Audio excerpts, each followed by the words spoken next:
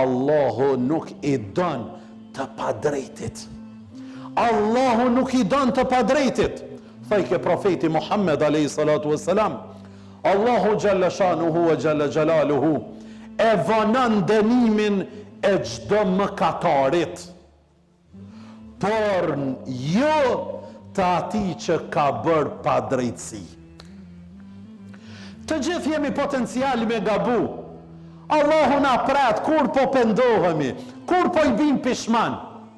Ama Allahu dhul gjelal nuk e vanon hiç atina që ban zullum, edhe nëse është pa besimtar. Edhe pa besimtarit, nëse i ke bë pa drejtësi, e ai lutët në atë formën dhe besimin që e ka, Allahu ja pranon duan edhe pa besimtarit, që ti si besimtar eventualisht ndoshta ja ke bërë atë pa drejtësi.